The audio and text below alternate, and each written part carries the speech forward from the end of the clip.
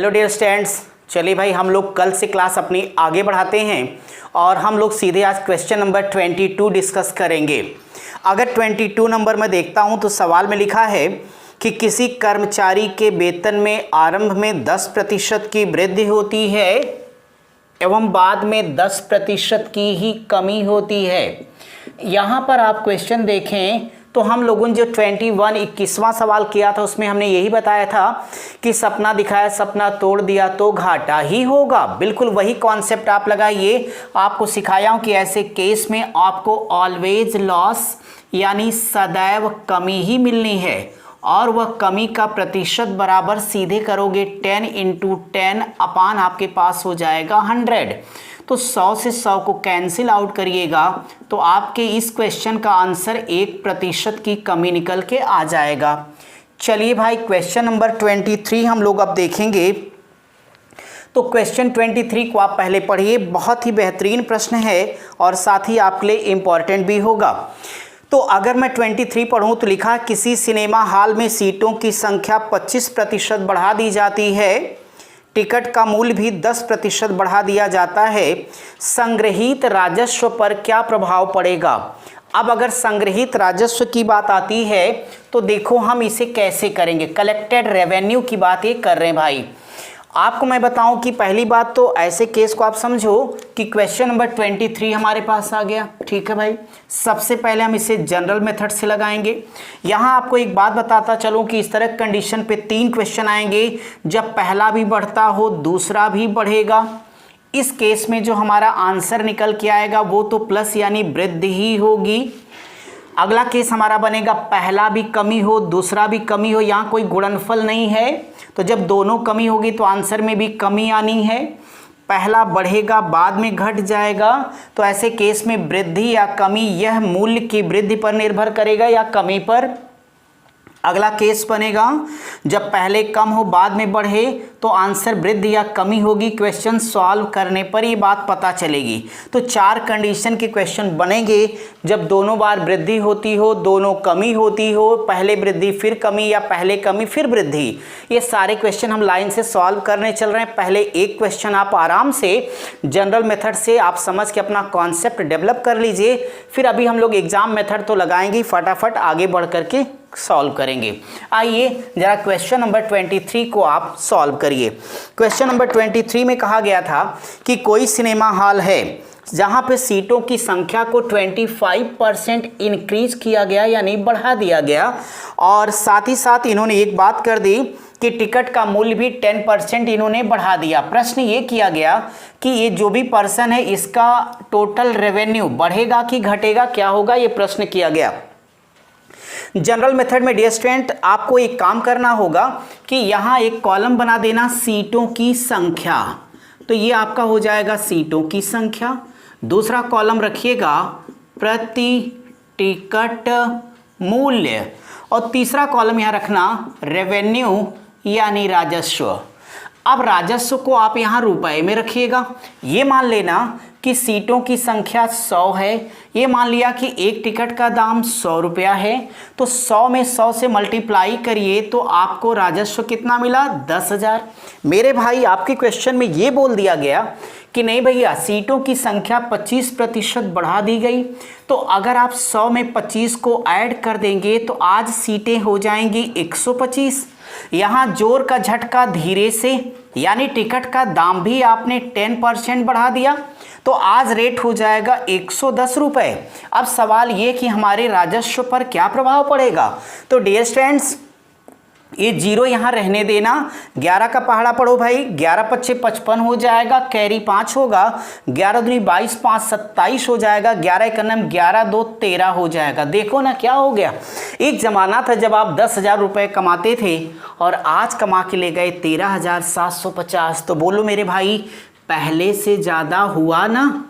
यदि ज़्यादा है तो आप बोलोगे वृद्धि होगी। अगर ये वृद्धि होगी तो बड़े में से छोटा घटाओ बराबर आंसर पाओ। तो 13,750 रुपये में से अगर 10,000 को हम माइनस करें तो हमारे पास आ जाएगा 3,750 रुपये। अब आपको देखो कि अगर यहाँ प्रतिशत वृद्धि बतानी है तो आपने पढ़ा है कि वृद्धि बटे मूल मान। भाई जब वृद्धि पूछेगा तो दोनों में से छोटी संख्या बटे में रखनी है, तो इन दोनों में छोटा कौन है, तो आप बोलोगे कि 10,000 है। ठीक है भाई, तो मैंने यहाँ बटे में 10,000 लिख दिया और ऑलवेज मल्टीप्लाई बाई 100 क्योंकि परसेंट बताना है। ये देखो 3 जीरो ऊपर है, 3 नीचे, आप आराम से इसे कैंसिल कर दो। 375 में 10 की भाग देना, तो एक अंक पे लाके दशमलव लगा दीजिएगा, तो 37.5% आपका करेक्ट आंसर आएगा। तो ये भाई साहब ने जो होशियारी दिखाई है, होशियारी इनके काम आई और इनका जो रेवेन्यू जा करके बढ़ा वो इंक्रीज हुआ 37.5%। ये हो गया आपका जनरल मेथड, एक कॉन्सेप्ट हो गया। ये आपके बहुत काम आने वाला मेथड, आगे हम कई सवालों में इसका प्रयोग करेंगे। फिलहाल यह सिर्फ आपके समझने के लिए है। अब मैं आपके लिए आपके द्वारा पढ़ा गया ट्रिक या एग्जामिनेशन मेथड पे चर्चा करूंगा। आप सबको बताऊं कि ऐसे क्वेश्चन जब भी मिलेंगे तो आप इसके अपने एग्ज़ाम मेथड की बात करना, क्योंकि अब आपको परीक्षा ही पास करनी है। ऐसे प्रश्नों को सॉल्व करने के लिए आपने जो फार्मूला पढ़ा है मैं उसे ही याद दिलाता हूं, x plus y plus x y बटे 100। पहली वृद्धि, दूसरी वृद्धि और उनका गुणनफल, क्या उनका गुणनफल यानी मल्टीप्लिकेशन कर दो तो डायरेक्ट आपका आंसर आएगा। यहां से देखो कि पहली वृद्धि यानी आपको डायरेक्टली दी गई है 25%, तो आप 25 लिखिएगा और दूसरा 10 दिया गया। तो आगे आप इसे सिंप्लीफाई कर सकते हो कि 25 प्लस 10 और प्लस हो जाएगा 25 गुणे 10 बटे 100 करिए। आप एक काम करिएगा, एक जीरो यहाँ से कैंसिल करो, इन दोनों पड़ोसियों को साथ साथ जोड़ लीजिए, तो आपके पास आ जाएगा 35 प्लस, मेरे भाई 25 को 10 से भाग करोगे तो 2.5 आएगा। आपका आंसर हो गया 37.5%। लेकिन मैं तो ये कहूँगा कि बार बार मैं आपसे कहता हूँ कि think without ink, so directly लगाना क्वेश्चन मार्क बराबर। क्या है आपका कॉन्सेप्ट, पहली वृद्धि, दूसरी और उनका गुणनफल। तो 25 और 10 जोड़ने के लिए हमें पेन चलाने की आवश्यकता नहीं है। 25 प्लस 10 35, तो पहली दूसरी वृद्धि और उनका गुणनफल 25 गुणे 10 बटे 100 और बराबर ये आ जाएगा आपका 37.5% आंसर।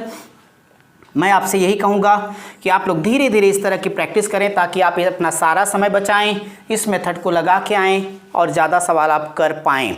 चलिए आप इसे जल्दी से सॉल्व कर लीजिए। मैं आपके लिए अगला क्वेश्चन लेता हूँ, देखिए उसे कैसे समझना। क्वेश्चन नंबर 24 हो गया होगा। चलिए 24वां सवाल क्या है, देखिए लिखा जाता है कि एक दुकानदार अपने सामान का मूल्य पहले 25% तथा बाद में 20% बढ़ा देता है, तो सामान के मूल्य में कुल कितने प्रतिशत की वृद्धि होगी। मेरे भाई आपको चिंता करने की आवश्यकता नहीं है, अब डायरेक्ट आप अपना एग्जामिनेशन मेथड लगा लो। भाई एक बात बताओ, पहले कितना बढ़ाया 25, बाद में कितना बढ़ाया उसने 20%, आपके क्वेश्चन में इसने बोला हुआ है। तो मैं क्या कह रहा हूं, पहली वृद्धि और दूसरी, तो पहली दूसरी दोनों को जोड़ोगे 25 20 सीधे आपका कितना होगा 45 और उनका गुणनफल, तो मेरे भाई ये हो जाएगा 25 गुणे 20 और बटे आप करोगे 100, 20 25 100 हो जाएगा, 5 25 25। मुझे इतना बताओ कि 45 रुपये आपकी जेब में, 5 रुपये आपने पड़ोसी से उधार ले लिया, तो आपके पास कुल कितने 50%, ये होगा करेक्ट आंसर। डियर स्टूडेंट, अब क्वेश्चन नंबर 25वां सवाल हम आपको बताएंगे कि 25 जैसे क्वेश्चन को आपको क्या करना है। आपको एक बात पता होगी कि जब बढ़ा है तो प्लस हुआ, घटा तो माइनस होगा। आपके क्वेश्चन में किसी वस्तु की कीमत बोली जाए, चाहे किसी आकृति की लंबाई चौड़ाई हो, चाहे किसी शहर की जनसंख्या, वैसे भी हम गणित में सवाल पढ़ते नहीं पढ़ते, सिर्फ कंडीशन, अगर कंडीशन सेम है तो सवाल लगाने की विधियां होंगी सेम, तो देर किस बात की, आइए हम लोग तुरंत लगाते हैं क्वेश्चन नंबर अपना 25 नंबर में क्या लिखा इन्होंने, कहते हैं किसी समानांतर चतुर्भुज पैरेललोग्राम, आप जानते हैं तो ठीक, वरना आगे हम जब आपको क्षेत्रफल और परिमाप बताएंगे बहुत डिटेल में इस चैप्टर को पढ़ाऊंगा। फिलहाल तो देखो, किसी समानांतर चतुर्भुज के आधार को 50% घटाया जाता, डिक्रीज किया, कितना डिक्रीज कर दिया 50% कर दिया, अच्छी बात है। कहता है जबकि उसकी हाइट यानी ऊंचाई को भी 40% डिक्रीज कर दिया गया। तो डियर स्टूडेंट, कहता है कि इस केस में समानांतर चतुर्भुज के क्षेत्रफल में कुल कितने प्रतिशत की कमी होगी। मैं आपको बताऊं कि आप 100 10,000 वाला मेथड भी आराम से लगा सकते हो। फिलहाल मैं डायरेक्ट आपके लिए क्वेश्चन सॉल्व करता हूं। जब पहला भी घटाया गया उसका बेस, फिर हाइट भी घटाई गई, तो एरिया तो कम अपने आप निकलेगा। कितना प्रतिशत कम निकलेगा, सीधे आप यूज़ करना पहली कमी तो -x - y और इनका गुणनफल तो प्लस हो जाएगा xy/100। यहाँ देखो x का मान सीधे 50 आपके पास है, y का मान 40 होगा। सो आंसर 2 40 50 है, नेगेटिव जोड़ है। जैसे 50 रुपए का आपने एक सामान खरीदा, 40 रुपए का दूसरा सामान आपने खरीद लिया, तो मेरे भाई आपके पास हो जाएगा 90 रुपया प्लस यहाँ से ले लो 50 50 गुणे 40/100 और इसको रसगुल्ले की तरह गायब करिए। एक बात बताइए कि 90 रुपए का आपने दुकान वाले से सामान लिया और 20 रुपए आपकी जेब में है, तो उधार देना रह जाएगा कितना, 70। सो आपका आंसर निकल के आ जाएगा 70% की कमी। ये आपका आंसर हो जाएगा। अब आप अगले क्वेश्चन पर बढ़िए। क्वेश्चन नंबर 26 जरा देखना भाई। 26 में लिखा गया कि यदि पंखों के मूल्य में 20% की वृद्धि हो जाए, अच्छी बात है भाई, तो पंखों के मूल्य में 20% की वृद्धि हो जाए तो उसकी बिक्री में 40% की कमी आ जाती है। सवाल है कि उसकी आमदनी में वृद्धि होगी या कमी, हमें नहीं पता भाई। हम क्वेश्चन को सॉल्व कर लेंगे तो बता पाएंगे कि आंसर हमारा वृद्धि आएगा या कमी आएगा। आइए देखेंगे तुरंत। ऐसे केस में सीधे कहना question mark is equal to, पहला बढ़ा है तो प्लस और दूसरा घटा है तो माइनस और इनका गुणनफल, तो प्लस इंटू माइनस का गुणनफल क्या होगा, माइनस होगा। तो सीधे करना 20 गुणे 40/100, 0 0 कैंसिल करिए। मुझे इतना बताओ कि ये तो आपका +20 रहेगा मेरे भाई। 4 दूनी 8, 40 रुपया ये -8 ये 48 हो जाएगा। 48 रुपये का सामान खरीदो, 20 रुपया पे करिएगा तो -28। इसलिए आपका जो आंसर आएगा, माइनस का मतलब ही होगा कि वह कमी को इंडिकेट कर रहा है, तो 28% की कमी आपका उत्तर हो जाएगा। डियर स्टूडेंट, क्वेश्चन नंबर 27 में लूँगा आपके लिए। क्वेश्चन नंबर 27 में कहते हो कि मोबाइल सेटों के मूल्य में 15% की कमी की जाती है, तो उसकी बिक्री में 20% की वृद्धि हो जाएगी। बहुत अच्छी बात। ये यहाँ पे आपने देखा कि जो प्राइस डिक्रीज किया गया वो 15% की मूल्य में कमी आ रही है, जिसके नाते उसकी बिक्री बढ़ गई 20%। हमसे सवाल ये किया गया कि आप ये बताओ उस व्यक्ति की आमदनी में वृद्धि होगी या कमी होगी। अगर वृद्धि या कमी के बारे में सोचूंगा तो डायरेक्ट आप इसी कॉन्सेप्ट को लगाओ कि भाई ये होगा -15 और प्लस हो जाएगा 20, -15 × 20/100 करो तो 25 आपके पास 100 होगा, 5 3 15 हो जाएगा। हमें इतना बताइए कि 15 रुपए का आपने सब्जी लिया, 3 रुपए का चाय पी लिया आपने, 15 3 18 हो जाएगा। और 20 रुपये आपकी जेब में है तो जरा ताव से लौटा दीजिए। तो 20 रुपए की नोट दिया बनिया, आपको कितने लौटाएगा, 2 रुपए। तो ये +2 क्या बताता है आपको कि वृद्धि होगी, तो यहाँ पे प्रतिशत वृद्धि आपका करेक्ट आंसर 2% की आएगी। ये हो गया आपका क्वेश्चन नंबर 27वां। मैं चाहूँगा क्वेश्चन नंबर 28 आप देखिए और मिल के ज़रा उसे सॉल्व किया जाए।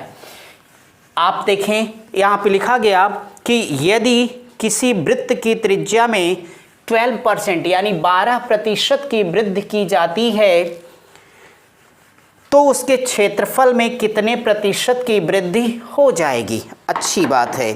क्वेश्चन नंबर 28 में हमसे इन्होंने वृद्धि की बात कर दी। तो मेरे भाई ऐसे सवालों में आपको पता है कि चाहे वो वृत्त की त्रिज्या हो, चाहे वर्ग की भुजा होगी, चाहे समबाहु त्रिभुज की भुजा होगी, चूंकि इनके तीनों के इक्वल होते हैं, इस नाते डायरेक्टली आप अपने इस फार्मूले को लगाना कि ऐसे केस में प्रतिशत वृद्धि निकालना है तो आप डायरेक्टली बोलना 2x + x²/100। डियर कुछ भी नया नहीं है, वही है ये x + y + xy/100। अब भाई मेरे जब सर्किल की बात आएगी, वृत्त की बात आएगी, तो आप सभी जानते हो कि उसका सेंटर ये उसका रेडियस होगा। तो जो इसकी रेडियस है वो इधर भी इक्वल होगी, इधर भी होगी। इस नाते अगर यह x है मेरे भाई तो यह भी तो x ही होगा। तो इसीलिए x प्लस x बराबर ये x प्लस x क्या हो जाएगा आपका 2x हो जाएगा। और x इंटू वाई की जगह x इंटू x कर दूंगा तो x स्क्वायर बाई 100 हो जाएगा। इसलिए इस छोटी सी बात को याद रखते हुए हम सीधे क्वेश्चन पर आ जाएंगे। अब आपने गौर किया कि वृत्त की त्रिज्या को कितना बढ़ा दिया भाई 12%। सीधे आंसर दो, बोलो 12 दूनी 24 हो जाएगा। 12 की स्क्वायर करना सिखाया है तो 144 बटे 100 आपको पता है कि हो जाएगा 24 प्लस 100 से भाग करोगे तो 1.44 भाई आपका आंसर आएगा 25.44%। क्वेश्चन नंबर 29 आप देखें तो बहुत इजी आप इसे कर सकते हो। सो मैं इसे डायरेक्ट यहाँ पे कर देता हूँ तुरंत आपके लिए। Question mark is equal to किसी वर्ग की भुजा को 25% बढ़ा दिया तो डियर स्टूडेंट आप सीधे कहोगे 25 दूना क्या होगा 50 और 25 की स्क्वायर होता है 625 बटे 100 करना आपको भाग देने पर आ जाएगा 56.25%। जरा मैं क्वेश्चन नंबर 30 देखना चाहूँगा आपके लिए। और अगर यहाँ पे वृद्धि थी तो प्लस किया और जब यहाँ पर कमी का प्रतिशत बताना होगा तो इसी फार्मूले का प्रयोग करना 2x minus x square by 100। आपका 30वां सवाल कहता है कि 10% घटा देने पर उसके क्षेत्रफल में कितने प्रतिशत की वृद्धि आएगी। यानी अगर हम यहाँ सर्किल के एरिया की बात करेंगे तो 10 दूनी 20 हो जाएगा माइनस 10 का स्क्वायर 100 और बटे 100 से काट देना तो 1 आएगा, 20 में से 1 गया, 19% आपका ये करेक्ट आंसर हो जाएगा। अब आपके लिए बड़ा मज़ेदार क्वेश्चन नंबर 31 होगा। 31वां सवाल हम अपनी क्लास का अब आपके लिए करने चलेंगे। जरा एक बार 31 नंबर को आप देखिए, साथ साथ मिलके समझा जाएगा कि ऐसे क्वेश्चन को हम कैसे आराम से सॉल्व करेंगे। मैं बहुत ही प्यारा सा आपको तरीका सिखाने जा रहा हूँ। जरा सवाल तो पढ़ लेता हूँ भाई। आदित्य अपनी आय का 20% भोजन पर, 30% वस्त्र पर तथा 15% मनोरंजन यानी इंटरटेनमेंट पर खर्च करने के बाद 700 यानी 700 रुपये बचा लेता है तो उसकी आय कितनी थी। मेरे भाई यहाँ पे देखो कितना मज़ेदार प्रश्न आपके पास आया। मैं बहुत प्यारा सा आपको एग्जामिनेशन मेथड सिखाता हूँ ताकि ऐसे क्वेश्चन आप झट से सॉल्व कर लें। तो ये साहब एक जगह क्या खर्च करते हैं 20% खर्चा करते हैं, फिर मस्त खाने पीने पे इनका ज़्यादा ध्यान रहता है, सो 30% इन्होंने उड़ा दिया।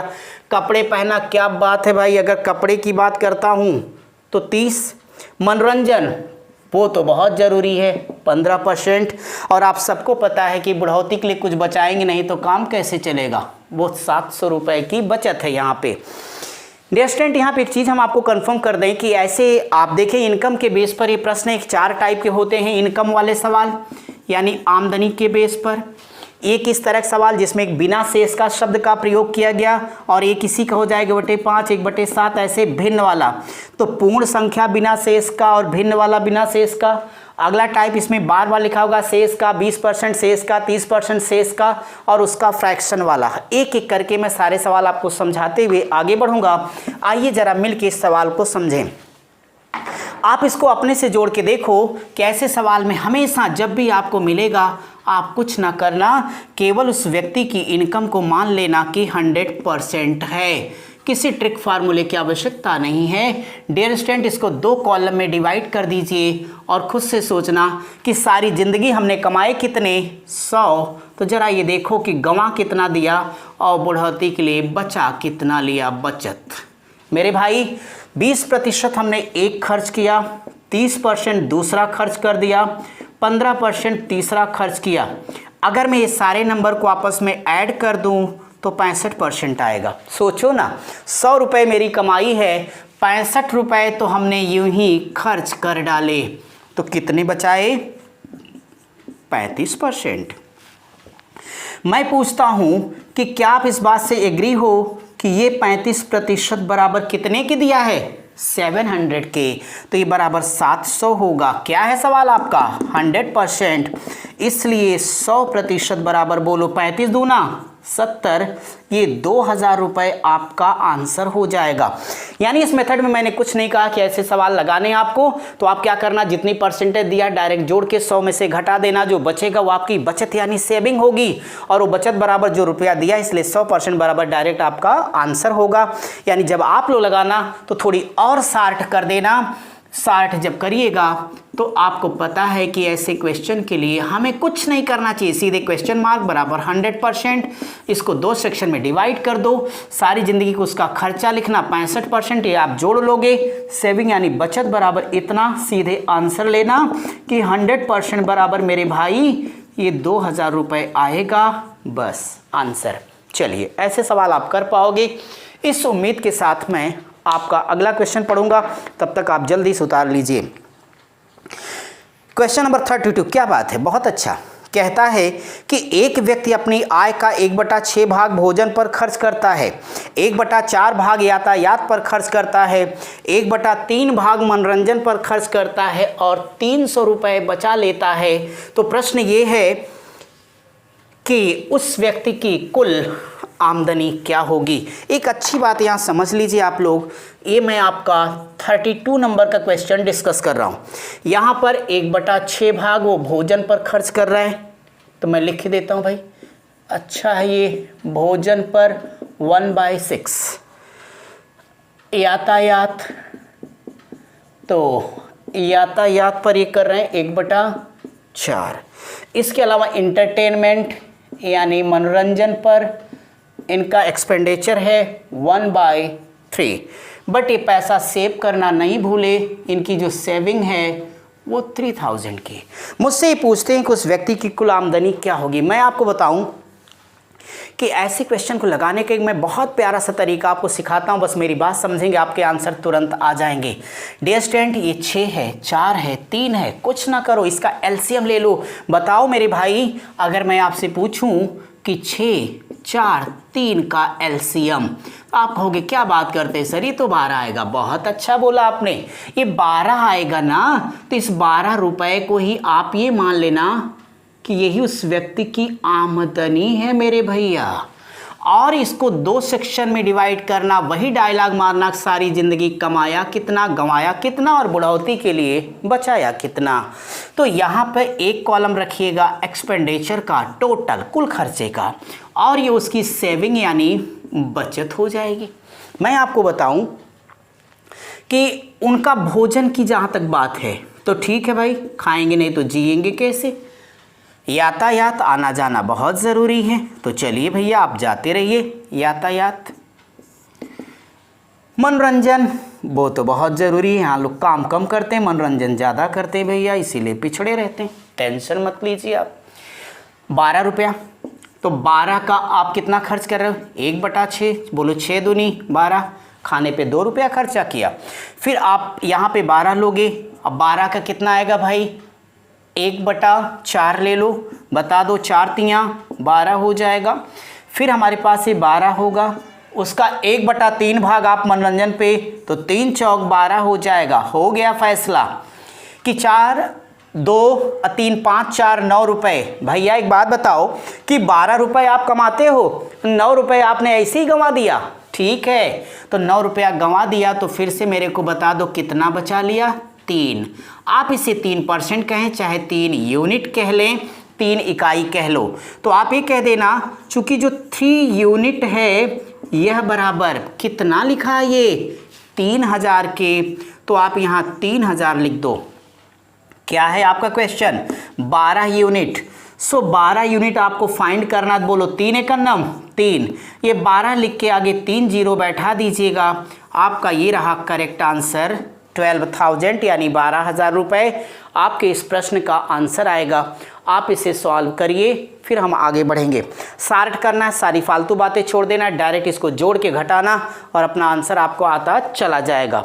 अब मैं आपके लिए चाहूँगा कि ज़रा मैं क्वेश्चन नंबर आपको 33 के बारे में बात करूँगा कि 33 जैसे क्वेश्चन को हम कैसे डिस्कस करेंगे। पढ़िए आप, साथ साथ मिलके समझेंगे।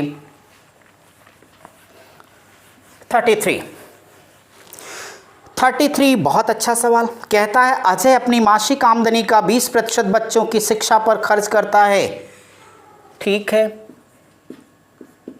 शेष का, बार बार एक शब्द प्रयोग किया, रिमेनिंग, शेष का, तो शेष का वो 30% खर्च करेगा भोजन पर, शेष का 40% उसका अदर एक्सपेंडिचर, अन्य खर्चा है। इसके बाद भी वो पर्सन 840 रुपए की बचत करेगा। प्रश्न है कि बताओ उस व्यक्ति की इनकम यानी आय क्या होगी। मुझे नहीं पता, बस निकालना ये मुझे पता है। ऐसे क्वेश्चन जब कभी भी आपको मिलेंगे तो हमने पीछे डायलॉग पढ़ा था, घटता है तो घटा दो, थोड़ी करेक्शन कर दो, घटता है तो ऊपर घटा दो। मेरे भाई ऐसे सवालों का जवाब तुरंत ही निकाल लो आप। देखो कैसे, ऐसे क्वेश्चन जब बार बार शेष का मिलेंगे तो आप हमेशा इनकम को यक्स रखिएगा, और यहाँ यक्स लिख दिया, अपना डायलॉग मारते जाओ। घटता है तो घटा दो, 100 में से 20 घटा दो तो आपके पास आएगा 80/100 करिएगा। 30 घटाओ 70/100 लिखो भैया। यहाँ से आप 40 घटाओ 60/100 लिखिएगा। सारा खर्च करते करते 840 रुपया बचा लिया है, तो बहुत ही अच्छा काम किया आपने। अब आप देखो जरा, तोड़ फोड़ मचाते हैं यहाँ पर हम लोग। 20 चौक 80 हो जाएगा, 20 25 100, 0 0 कट जाएगा, 20 3 60, 20 25 100 हो जाएगा। आप मेरी बात समझते तो 7 3 21 चौक 84 यहीं से उड़ा देते, 5 25 25, 2 0 बढ़ा देते, 2500 मेरा आंसर आ जाता। फिर भी मैं आपके लिए एक लाइन और लिख देता हूँ, यक्स इंटू 7 3 21 चौक 84 हो जाएगा, बटे 5 25 25 दहा में 250 बराबर 884। बहुत हो गई शराफत, वैसे भी जो आया वो जाएगा, तो जाने दो ना भैया मेहमान को। इनसे कह दो भाई ये तो निकल। तो जब इधर चले जाएंगे तो यक्स बराबर आ जाएगा 250, 1 0 ये बैठा देना, और ये करेक्ट आपका आंसर हो जाएगा। उम्मीद करता हूँ समझ पा रहे होंगे आप मेरी बात को। अब आपके इस क्वेश्चन नंबर 33 के बाद मैं 34 की बात करता हूँ आपके लिए। डियर स्टूडेंट, 34 बिल्कुल सेम प्रश्न है। 34 नंबर को हल करना ऐसे ही अपना डायलॉग मारते हुए, तो 34 को हल करिएगा तो आपका जो करेक्ट आंसर आएगा इसमें आना चाहिए ₹20,000 यानी 20,000 रुपये। 34वां सवाल मैं आपके लिए छोड़ देता हूँ। मैं आपको यहाँ पे 35 नंबर का सवाल यानी 35वें प्रश्न को समझाऊंगा अगले सेक्शन में।